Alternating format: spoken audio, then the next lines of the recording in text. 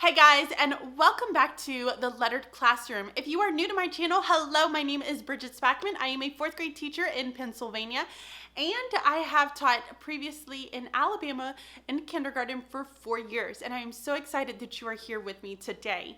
So a lot of you are getting ready to go right back into the same classroom that you've been in for either 1 year or several years. And then there are some of you out there that are either transitioning to a new grade or you're transitioning to a new school. Megan and I from Too Cool for Middle School decided that it would be a really great time for us to talk about our first year experience at a new school. So my experience and Megan's experience, it's so funny because we are a little bit similar, but then we're also just a little bit different. So I transitioned from kindergarten in Alabama to fourth grade in Pennsylvania. So I moved across several states, and then I also moved across several grades. Megan, on the other hand, went from teaching 6th and 8th grade middle school and went right down the street to a different middle school, only teaching 6th grade. So it's so interesting being able to kind of hear our similarities and our differences in our first year transitioning. So one of the very first things that I want to talk to you guys about, and I kind of want to throw this out there a little bit, is that please keep in mind that I not only moved schools, I moved grades, I moved states. I had a lot of different things that were transitioning for me this past year. And so a lot of things are going to kind of play a little piece in how I was feeling and what I was going through this very first year of me teaching at a new school. So I really quick just want to give you guys like my overall like how I felt about my very first year like experience of being in a new school. And I remember being really excited about going to this new school. I was excited about the move. I wanted to move to Pennsylvania. I knew that this was going to be something that was really good for my family. So I was really, really excited about it. And I was excited about all of the different changes. I wanted something a little bit different because I had been doing the exact same thing for 4 years. And I was ready for something new and different. And I don't know, I was excited about it. So I get here and I was excited. You know, you get to set up your classroom. It was like the best feeling ever to be able to set up a different room and, you know, being able to play with something different and not having the exact same thing that I've had, you know, the past few years.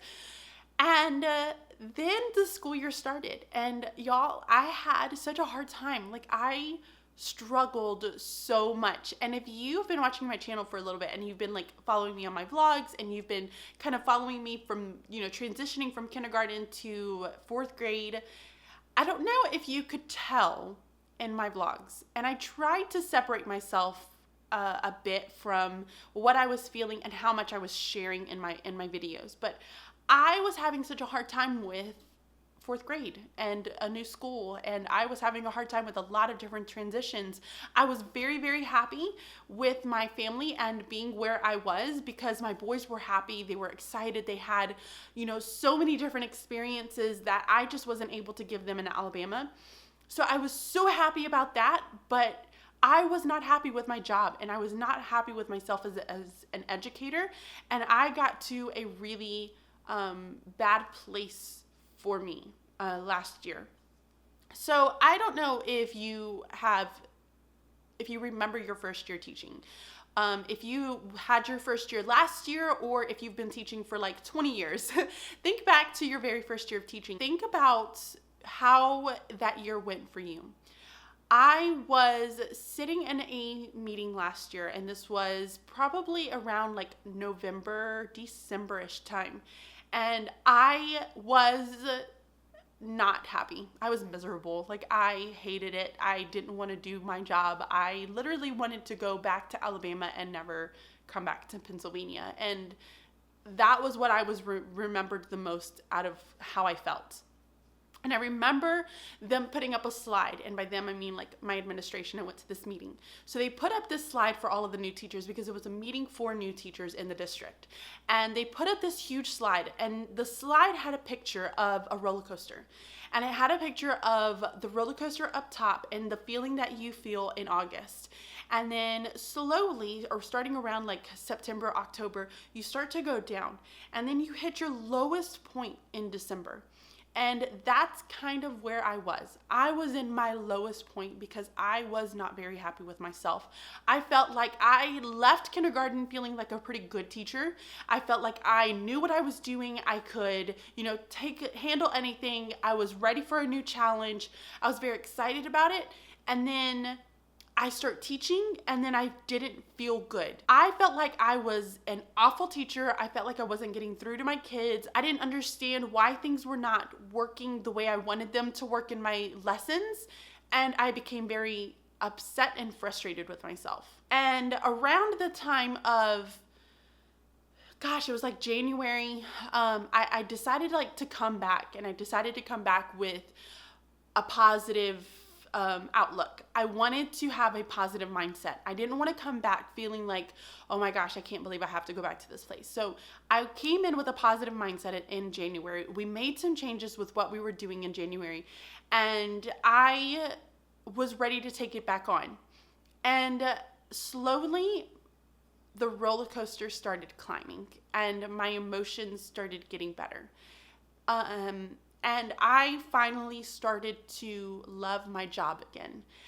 I had a lot of different emotions, and I had a lot of different feelings that happened last year, but I am so grateful that I experienced every single one of them, because I feel like I grew as an educator, and I grew as just a person in general too, because I had to go through all of these different emotions, and because I had to learn from a lot of different things that were happening. So it was a really good year. It was a very hard year for me, but it was also a very good year for me because I grew so much as an educator. So I guess what I want to talk about is, let's talk about some of the different things that were big changes for me. What were some of the big differences for me? Coming from kindergarten in Alabama and then going into fourth grade in Pennsylvania. Some of the biggest differences was I had to get used to grading and I had to get used to, turning in those grades for those kids. And that was something that I wasn't used to. And that was something that was a big eye opener for me, because I sucked at it. I was really bad at it in the beginning. And I had to really, really focus a lot of my time and energy and really be very deliberate in when I was doing it, because if I didn't, then I wasn't going to get it done. So that was a huge difference for me. Having different requirements too was a huge difference for me, but that wasn't something that I remember being the breaking point for me. I knew that moving schools, you were going to have different requirements, that your principal was going to be requiring things for me. I had different state requirements. To be honest, Alabama didn't require a ton of me, and Pennsylvania requires so much, and I'm just oh my goodness, how much are you guys going to possibly give me? But that wasn't something that I was completely stressed out about. I was okay with it. I just kind of brushed it off and thought of it as, this is just something else that I have to get done, and I have to do it because this is my job. This is part of where I am now. I think the biggest hurdle for me was that I needed to realize, and I needed to understand the fact that yes, I had taught for 4 years, and yes, I, had grown to understand education, and I was a good teacher, but I also had to understand that this was a new place, this was a new experience for me, and that I was experiencing things as a first-year teacher all over again. It was literally, and I'm not even lying, y'all, it was literally I was experiencing my first year all over again, except I was harder on myself this year. My first year teaching, I remember being happy throughout the entire time because I was just happy that I had a job. And then I come here and I'm experiencing those first year, woes. And I was so hard on myself because I kept telling myself, gosh, why are you not doing this? You're not good at your job. You're not getting it. You're not getting through to your students. And I just struggled. I struggled a ton. And it had nothing to do with the kids. It had nothing to do with the school, the administration. It didn't have anything to do with the more requirements that I had going on. It was literally the fact that I was harder on myself because I had set my expectations up here, and I felt like I was performing way down below the bar. And I was not okay with it because I knew exactly what I was capable of as a teacher, and I knew what I was capable of doing with my students and being able to accomplish things with my kids. And I wasn't experiencing that this last year, and I was just really hard on myself. And so when I kind of had that time over Christmas break, and I remember being in Alabama, and I was just like, gosh, I'm not doing it. I'm not cutting it, and it's not working out for me. And I remember thinking to myself, you know what, you got to pull it together, and you have to do this, and you have to make changes, go back with this positive mindset, and you really need to, do something different. You have to make changes. You can't expect your kids to make those changes for you. You have to make those changes, and you really have to kind of show them how much you are, really dedicated in this. So I remember going back, and I remember making all of these changes with my partner teacher. And I remember, taking things that I really loved doing and incorporating it into my reading. And so all of a sudden, everything started to fall back in place. And I started to feel so much better about my teaching and who I was as a person. And it ended up, being so much better than what I hoped in the end.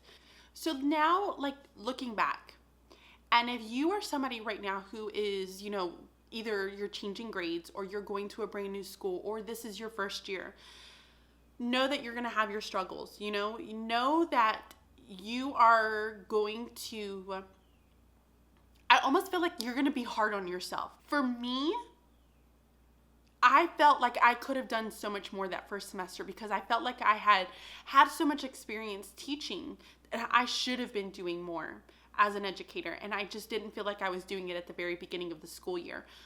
Whereas the second semester, I felt like the kids were flying and they were soaring. But it was also because of how I approached the second semester and how I was really determined on making it better.